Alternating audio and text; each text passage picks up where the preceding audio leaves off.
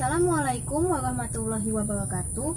Halo anak-anak, bagaimana kabar kalian? Alhamdulillah sepertinya dalam keadaan sehat semua ya. Jadi, di video pembelajaran kita kali ini, kita akan mempelajari mata pelajaran ekonomi bisnis, di mana materi pokok yang akan kita bahas yaitu masalah-masalah ekonomi. Belum Ibu lanjut ke materi yang lebih luas dan lebih mendalam lagi, kira-kira menurut kalian kebutuhan itu apa sih? Ada yang tahu apa itu kebutuhan? Mungkin kalau kalian ditanya apa itu kebutuhan, kalian bakal bingung untuk menjawabnya bagaimana.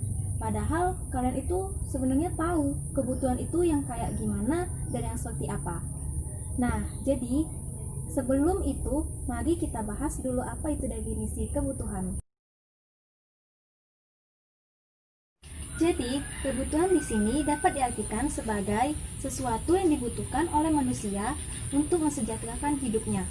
Nah, selain itu, kebutuhan juga bisa diartikan sebagai segala sesuatu yang diperlukan agar manusia dapat hidup lebih layak dan juga untuk mempertahankan hidupnya. Kalau kita membahas apa itu kebutuhan, kita pasti gak akan lepas dari yang namanya keinginan. Nah, karena keinginan ini selalu disamakan atau dibalikan dengan kebutuhan, sebenarnya kebutuhan sama keinginan itu beda atau sama nggak sih?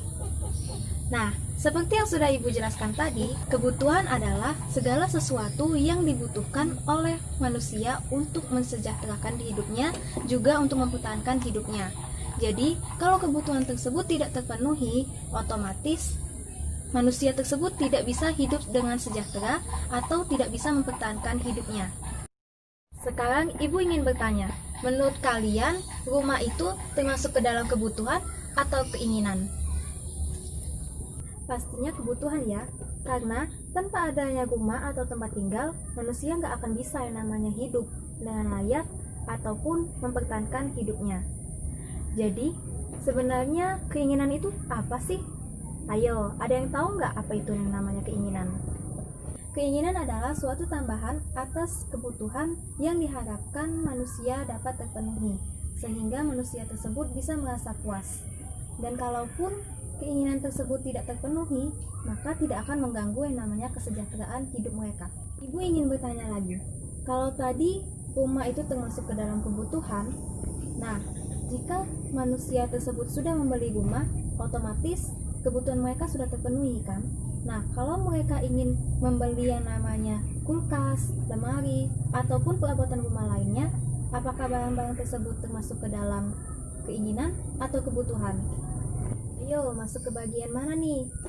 Ya, pastinya masuk ke dalam bagian keinginan. Karena apa? Karena barang-barang tersebut, kalaupun manusia tidak memilikinya, manusia tersebut masih bisa melanjutkan kehidupannya, masih bisa yang namanya bertahan hidup.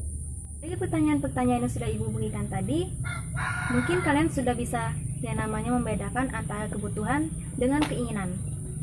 Kembali lagi ke pokok pembahasan kita mengenai masalah-masalah ekonomi.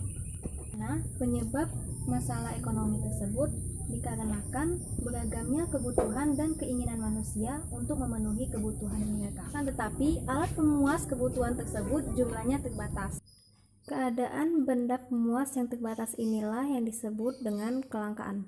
Kelangkaan memiliki dua pengertian. Yang pertama, langka karena jumlah alat pemuas kebutuhan tidak mencukupi dibandingkan dengan jumlah kebutuhan. Nah, kedua, yaitu disebut langka karena untuk mendapatkannya dibutuhkan pengorbanan. Kemudian selanjutnya yaitu jenis-jenis kelangkaan.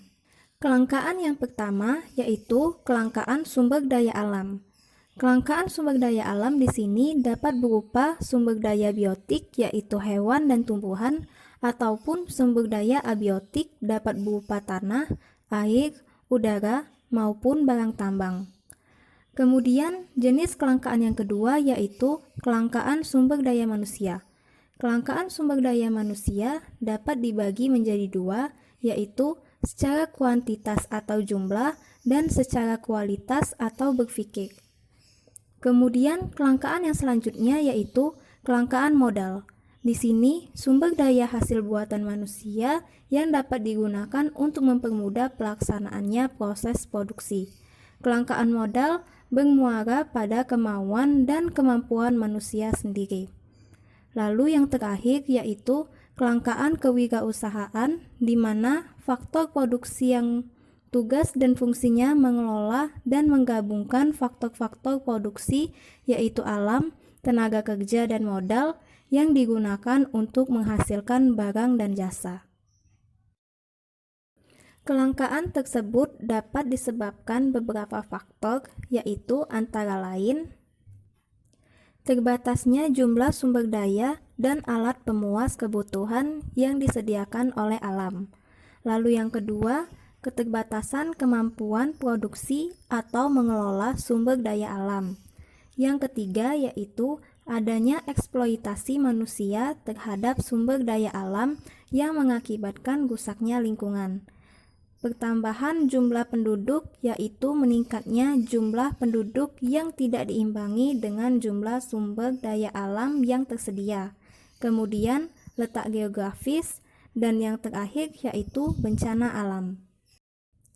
Terjadinya kelangkaan membuat manusia harus lebih memikirkan pilihan alternatif untuk memecahkan masalah ekonomi tersebut.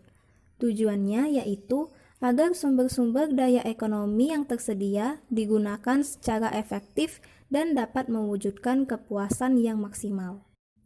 Pilihan atau alternatif pemecah masalah tersebut ada dua macam. Yang pertama yaitu pilihan dalam mengkonsumsi, di mana setiap individu harus memikirkan cara terbaik dalam menggunakan sumber-sumber daya ekonomi yang dimiliki. Hal tersebut bertujuan untuk memaksimumkan pendapatan yang akan dinikmati dengan menggunakan sumber daya ekonomi yang dimiliki. Dan yang kedua yaitu pilihan dalam memproduksi. Dalam hal ini, pemilik perusahaan yang menjalankan kegiatannya untuk mencari keuntungannya, dan keuntungan tersebut akan maksimal jika perusahaan membuat pilihan yang teliti atas jenis barang atau jasa yang akan dijual sehingga bisa meminimalkan biaya produksi. Oke anak-anak, di video kali ini kita sudah membahas yang namanya apa saja masalah-masalah ekonomi, yaitu kebutuhan dan juga kelangkaan. Demikian yang dapat Ibu sampaikan hari ini.